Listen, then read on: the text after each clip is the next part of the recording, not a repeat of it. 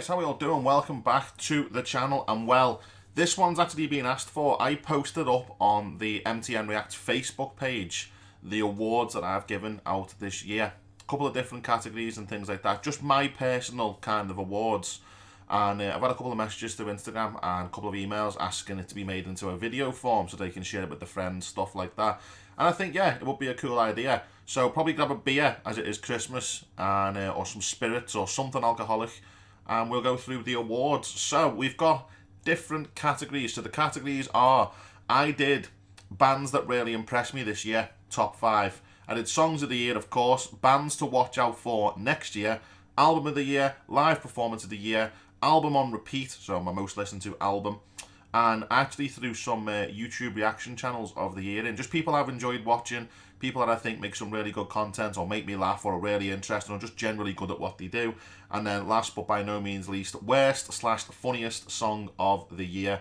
You can probably already guess that one, but we will leave that one till last. So we will start off with the bands that really impressed me this year. The bands that done something or caught my attention, or bands that I just heard for the first time and then can't stop listening to. So we will start off, and this one definitely goes to first place, and there's a reason for this one.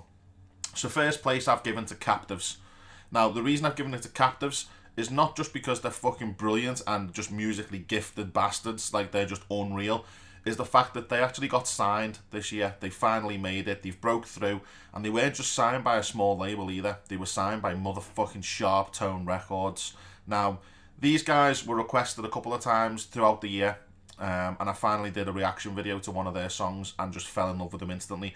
Bonus for me is that they're from the UK as well. I believe they're from Leeds, so it's always good to see a homegrown band from the UK doing well. You see a lot of the general bigger bands in this style of music are usually American or Canadian or something like that. A lot of Germans as well. So the fact that these guys are from the UK, they've been noticed and they've been picked up by Sharp Tone Records, none other than. They definitely deserve first place. The music is stunning. The vocals are just off the fucking charts. They really are. If you haven't heard of Captives, please go and check them out. Please go and check them out. They are absolutely unbelievable. And they're signed, so probably a band to watch next year as well. I probably should have put them on the list, but definitely take first place for bands that have impressed me this year. Most definitely. Massive congratulations goes to the boys in Captives for being signed to Sharp Tone Records as well. It's a fucking achievement and a half, boys. I'm so proud of you people. Little side thing on it as well. It's like, you know, obviously the reaction channels and stuff have become more... They've become more respected in a way, I feel, this year, because of the fact that we can actually promote the music and we can market the bands in a way that has never really been, I wouldn't say respected, but it hasn't been used to an extent that it's being used this year because of obviously the coronavirus. So for the reaction channels to really push this band, and you never know where the label's seen them. It probably wasn't from a YouTube video, but you just never know. Maybe one of the bigger guys or something like that. But they've been found from somewhere. And a lot of the reaction channels are always saying the same thing about them, that they're just so fucking good. So it means more to see a band that I've discovered through doing this that I wouldn't have discovered otherwise go on to do so well and now finally be signed. So first place most definitely goes to Captives. Nice one, boys. Second place, and this was quite close to being first. I think the fact that Captives were signed, that's what's got them first place. But in second place was Listel. Now, Listel, for me, come out of nowhere. And again, I think they dropped through Dreambound. And I've just liked the way they've done the music videos. They've released them in chapters, and all the music videos kind of follow on from each other. There's always the distinct flowers that they've got on their album cover, and that makes an appearance in a lot of the videos. But just the fact that the fucking clean vocalist is a drummer and can sing the way he sings adds so much to that band. The dynamic of that band are just special. They really are. They've only released 3 songs, 3 chapters so far, and each and every single one of them have just been fucking special. They really have. With the clean vocals, for me, getting more and more predominant as the songs have come out and as the singles have come out, and they're just fucking unbelievable. So if you haven't actually heard of them or seen them, go and check out Listel. Links to all of these bands will be in the description. Now, third place, for me, and again, this was a tough one as to give these guys second place or third place or what, but when I say places, they don't really matter. They've all fucking really impressed me, to be fair. But a massive shout out has to go to the boys from Ursus, another UK band managed by Down for Life Music, the same management company that Our Hollow Our Home use. Now, these were introduced to me by Marianne Harris, who is the manager of this band. She's also the owner of Down for Life Music, and she just reached out one day and asked me would I take a look at this band, and I'd never heard of them before, but through speaking to the likes of Steve from 7C and the boys from them, it turns out that they're all quite close. They actually know each other, and they've heard of and known of Ursus for a while. And through my research, the boys actually didn't just come out with Your God Is Dead EP. They were around before that, so more music for me to check out, which is fucking awesome as well. Now, for me, and as much as I love my heavy shit, and I could listen to it all day, every day, Lestelle, I think, took it for the sometimes late at night you don't just want to lie in bed and listen to deathcore. As much as I appreciated it, it's fucking unreal. Lestelle switched up a little bit, and I've got the cleans and I've got the quieter kind of bits in the songs, and it's a flowing music. You don't want your head kicked the fuck in at 3:30 in the morning, although sometimes I actually do. But Ursus for me, I'd probably say joint second / third, to be fair, probably more joint second, but the Your God Is Dead EP was so clean, so well fucking produced, and so goddamn heavy. It just punched you in the face. Like, it reached out to the screen and literally strangled fuck out of you. It was unreal. It was just a superb piece of fucking music from song to song.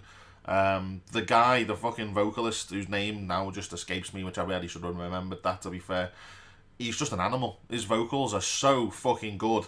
It's amazing. Love the themes of the videos. Ursus for me in a complete package. You don't get a shit video and a good song, or a good song, whatever. It's all good. Like, it was so dark and fucking evil. It was just, yes. If you ever need that kind of shit, bang some Ursus on, and there you go.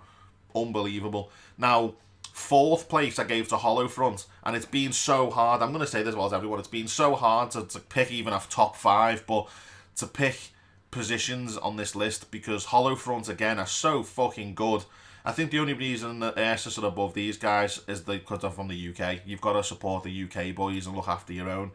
But Hollow Front are another style of, like, Lestelle, with the switch up. They've got a clean vocalist in Dakota who's just sexual as fucking vocals, honest to God. Like, you don't need a Viagra. Put some Hollow Front on, listen to his vocals. You've got a fucking hard on. Like, fuck, there you go. And of course, they have a screamer as well, so they have got the whole dynamic of the cleans and screams going on. Each and every song, again, that's come out this year from Hollow Front has been fucking glorious. It really has. So, 4th place to me definitely goes to Hollow Front.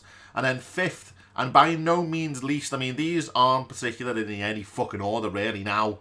Looking at it, Captives do take 1st place because they did pick up a record deal, and that deserves 1st place for me. It always does. But Avalanche Effect, my boys from Germany. Now, they've only released a couple of songs this year, but again, they've switched it up. Each and every song's been different. I got introduced to these guys through Pain, which was a very sort of cleany, acoustic-y piano kind of song with an end breakdown-y louder part. And then they come out with, and again, the fucking song titles just completely left my mind now. But they came out with the 2nd song, and then the most recent song, which was some fucking behaviour. What's it? Self-destructive behaviour. That was, again, superb. But Avalanche Effect have impressed. Each and every song that's come out, it's been different, it sounded different, but it's still, you still know it's Avalanche Effect. So massive shout out goes to the boys from Germany there. We're actually quite close, me and them, with the boys now. We speak quite often, so it's really cool to get these relationships going with these bands and actually become friends with fucking people you've never met in your life at all, and they're just cool. They're all into the gaming and stuff. So yeah, so 1st place Captives, 2nd place Lestelle, 3rd place Ursus, 4th place Hollow Front, and 5th place Avalanche Effect in bands that have really impressed this year. Now we move on to Songs of the Year. You probably already know what I'm going to say for 1st place, and I'm sorry, it's got to be 1st place. Spirit Box, Constance. Now, I've seen this song get so much fucking hate, and so many dickheads in comments saying, this isn't Spirit Box because it's not heavy, and they don't like it because it's not heavy. It doesn't just have to be fucking screamy death metal-y, fucking satanic worship, killer zebra, buffalo fucking in a blender. No, this was heavy in a different kind of way, and there was a message within the music that some of these fucking idiots don't seem to understand. This was heavy for a different reason. This was a tribute to 2 fucking grandparents that have just died of Alzheimer's, and these absolute fucking cretin mongs that are out there that are just like, it just needs to be droppy, and I want bread all the time, and it needs to be fucking chuggy McChug nuggets, and I just don't like it. Yous can go fuck yourselves, because this hit me in a different way. It wasn't just music, this was fucking pain in audio. It was absolutely fucking superb what the people and lady did in Spirit Box with Constance. The video was flawless. I was in fucking tears. The music was something else. It was a different kind of heavy. It was emotionally heavy as well as being physically heavy in parts. But now the fucking knuckle dragging turbo bellends out there are just like, this wasn't heavy with the they can all fuck right off. Now, second and third for me is more of a joint second, and if Spirit Box didn't bring Constance out, then this second place would most definitely have been first for me. And it's probably a surprise for some people again watching this channel. Bring Me the Horizon, Kingslayer featuring Baby Metal. They fucking killed it. They really did fucking kill it. I seen the title and I'm like, that ain't gonna work. I listened to it, that works, and I listened to that song so many times. It is unreal. Bring Me the Horizon, Kingslayer featuring Baby Metal for second place. Third place is again another Bring Me the Horizon song, and it was the only The Butterflies left will the beating in your chest while you march towards your death for fucking half an hour song title, featuring Amy Lee of Evanescence. Now, for me, I seen this song title, I seen the fact that Amy Lee was on it, and in my head I knew what it should sound like and what it should have sounded like. And if it didn't sound like that, I would have fucking hated it. They absolutely fucking smashed it with this song because they went ballady with it. Amy Lee's voice needs to be suited to her style. If they'd have just put it on a feature and got her to sing differently, it would not have worked. The fact that it was a ballad, it was a slow song, and it had almost haunting vocals in it was just super fucking perb. Like, they nailed it. Absolutely nailed it. Unbelievable. So it had to work that way. I knew when I seen that song title, I knew what I wanted that song to sound like, and it met every single one of my fucking expectations. So third place, only the butterflies left will be the ones beating in your chest as you march towards death, is the full title. Third place. Fourth place, and again, this could have very easily have been first the amount of times I've listened to it, but it had to go on there. It had to be a thing. My fucking boys and friends in 7th Sea with Betrayer. One of the best fucking metal songs I've ever heard in my life. They hate it. If you ask them, they hate it. I fucking love it. I think it's unbelievable. Steve's like, you won't forget me. Yeah.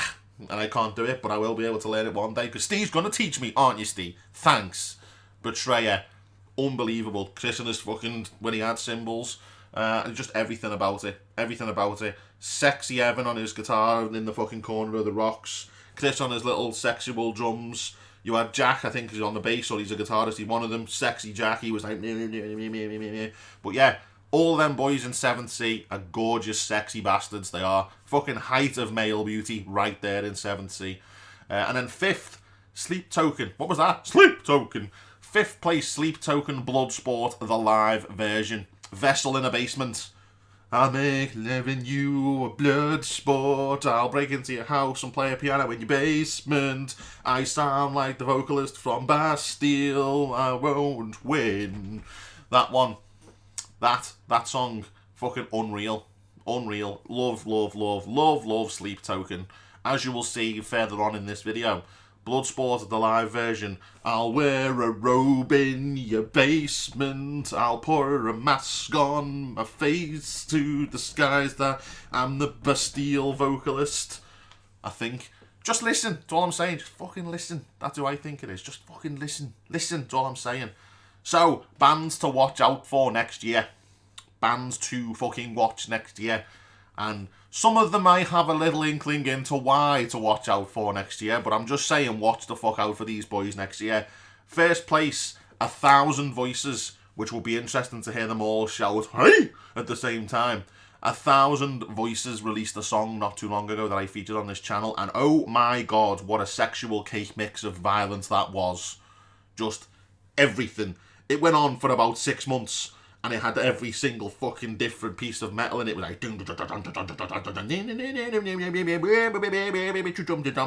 it was just fucking glorious. It was like the Kama Sutra of metal in your hand, just like, oh look, the bassist now doing a 69. It was just something else went on in that. It was just Second place, 7C, my fucking boys again. You have to give them an honourable mention, but I've had a little bit of a fucking inkling into a little bit of a teaser. The fuckers have blue balls me, put it that way. They've tickled them, they've gone to touch it, and then they've took the hand away and gone, wait for a couple more months, you bastard.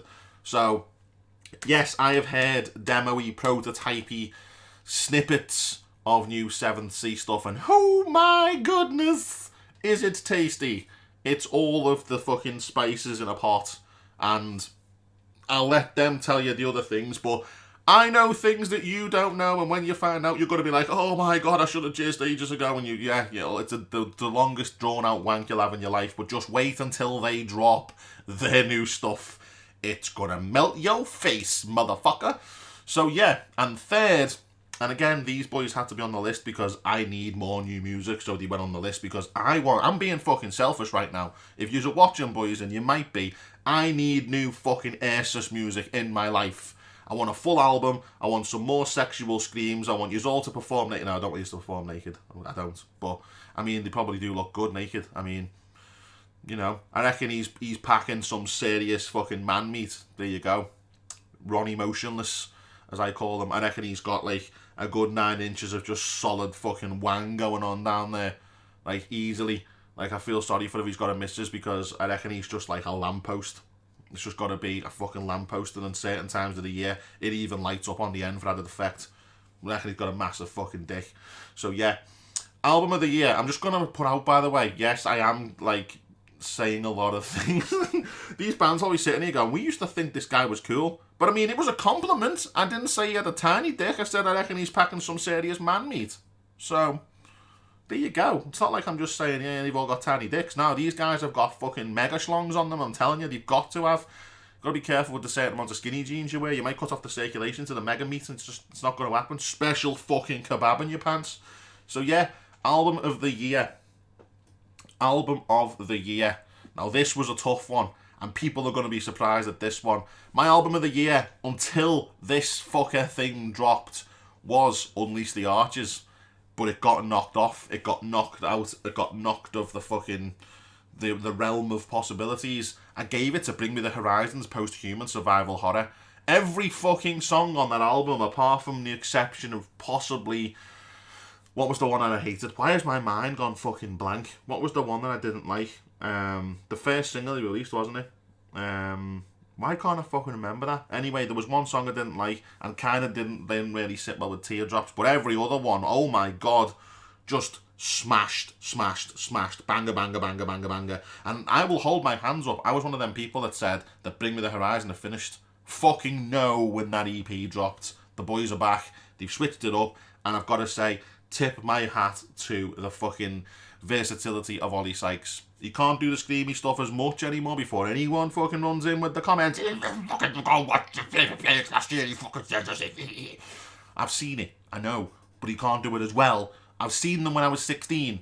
I know how fucking good he used to be. I'm an old school Bring Me the Horizon fan. I seen these live before you little fucking one pube wankers came out of the thing and was going, I fucking love Ammo. Oh, they're such a good band.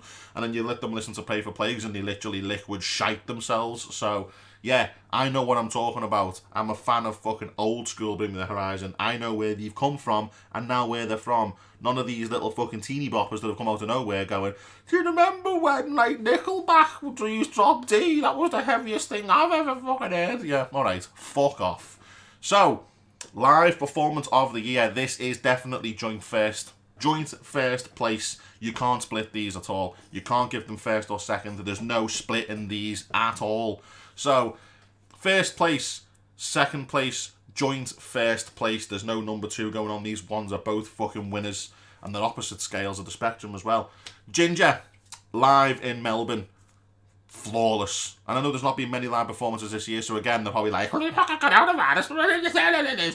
Go inside, don't go to that, don't go to that, there's lockdown, the country, fuck him. out the way. And fuck Rishi Sunak for telling people to retrain. Why don't you just go and jump off a fucking cliff? Do us all a favour. Yeah, Rishi billionaire. I'm going to struggle to give businesses 10 grand, but I've got 90 billion in the bank. Fuck you lawyers. Have a fucking jizz on your faces in number 10. Boris, I don't know how we're going to get through this. They're asking for 5 grand and I've only got 125 billion left in me fucking ISA account, you wanker. Simply go and retrain. Go and retrain your face and take it for a shit while you're at it, you prick. So yeah, Ginger live in Melbourne, Australia. It's a hard wank, but you can do it. You can stop yourself, you can get to the edge and you can go back and you can keep on going and you can just about make it until the encore. Trust me, I've tried. It's fucking hard work, but it's doable. It is doable. You'll be sore. You'll need some moisturiser and stuff at the end. You might need some mid-set lube when you have a little break in between songs. Mid-set lube, make sure it doesn't chap. But you can do it. It's a hard one. Only the elite of the elite can draw themselves out for that long. It's a good 45 minutes worth of furious hand situation times. But you can do it. You can get there. Just letting you know. Joint first place after Ginger. Dance Gavin Dance, Tree City Sessions 2 live. The live stream you had to get tickets for on the bridge. Wow. Me and Em stayed up till midnight and watched that. And we watched it till about 1:30 in the morning. They killed it.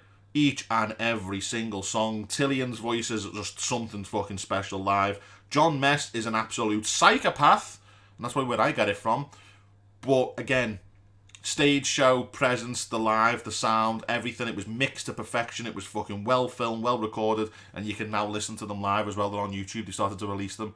But Emily bought a live ticket and we watched it. We cast it to the telly and enjoyed that a couple of nights ago. Unbelievable. Fucking special performance.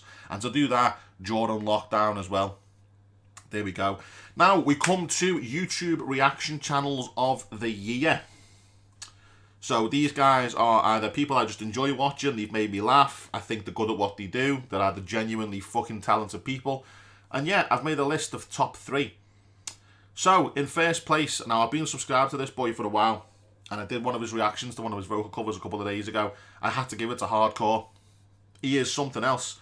I like his approach to his reaction videos. I love the fact that he's a vocalist and he's genuinely talented. I think he's got a really good channel, a really strong base. There's a reason he's got 45,500 or whatever he's got now subscribers. His approach to everything's quality. His honesty is on point. He never bullshits anyone. You can guarantee you'll get an honest answer out of this boy. And yeah, he's fucking quality. Like the guy a lot. Probably going to join his Patreon, to be fair. And I don't really do the whole Patreon thing to other people, because it's like creators and stuff to creators. But I might actually join this because I think he's got some interesting stuff going on. Maybe for his album reviews, because he says he does longer, in-depth album reviews on his Patreon, and more of his wisdom would be appreciated in my life. So Hardcore, definitely first place. Second place, and again, this guy could have been first because he just makes me fucking howl. I adore this man with every fucking inch of my being. Galactic Criminal. Oh my god, when I found this guy's channel, he makes me fucking howl. When you go onto his channel, he's like, "What's up, ya bums?" Fucking love this guy. He is something else. He's just naturally funny. Oh, I love him. I absolutely love him. He's just, I don't even know where the shit comes from. He reminds me again of myself, just with a longer beard. But Galactic Criminal he's just, go and watch him. He's fucking insane. I absolutely love him. When he likes something that's on his video, he's like, ha ha ha. Fucking brilliant, man. What's up, you fucking bums? Yeah, Galactic Criminal. And then third place, and again, any of these could have fucking won it. Hardcore Keem. Who uploads a video and calls it slightly overweight African American reacts to metal? Fucking quality. And when he gets up, if a breakdown hits, he gets up and just twats that fucking punch bob or kick bob thing behind him. That gets some abuse. It really does get some abuse. But Hardcore Keem is definitely one to go and watch. He doesn't look like your stereotypical metal fan, which makes it even funnier. But seriously, his video uploads are now called Slightly Overweight African American Reacts To, and then the song title. Fucking unreal. Love that guy as well. So yeah. Funniest video of the year, the final subject, final category. I could only go to one band, couldn't it? It could only go to one fucking song. Puddle of Mud, About a Girl, Nirvana cover. I still watch that to this day. It's the funniest fucking thing you'll ever see on the internet. Ray. I just don't know why that's still online. I don't know how they thought that that was serious. I can't believe that they actually put out on Instagram that people were jealous and haters because they couldn't appreciate good music. I would rather take laxatives, shit into a glass and pour it down each ear hole than listen to that. But it's the funniest fucking thing to watch because all the other band members are like, just keep playing, pretend we don't know what's going on, pretend he's not having a mental fucking breakdown live here. It was something else. It really was. I mean, I did my reaction to it and just, yeah, absolutely hysterical was what it was. So, that had to be the funniest video of the year. Unbelievably funny. Rain! Just thinking about it now makes me fucking piss. It's the funniest thing I've ever seen. Trying to think of the other words now. I know number 2. I do a number 2. Oh no, just hey, yeah, go and watch it. Go watch it. I'll link my reaction in the video. You can see me nearly die for a good 10 minutes. So yeah, that concludes the MTN Awards of this year. I switched it up a little bit. People have been doing the generic style of things, and I switched it up a little bit. I wanted to make it a little bit different. So yeah. There we go. Hopefully you enjoyed that one. Gives you a little bit of an insight into what I've been enjoying this year. And yeah, there we go. The MTN Awards. So I will see you all on the next video, guys. Thank you very much. If you've got different ones, put them in the comments. Let's have a little bit of a debate about it. You know, throw them in, list them. We'll go through. We'll talk about it and stuff. Jump in the Discord. Been talking about it in there as well. But yeah, thanks for watching. See you all in the next one. Bye.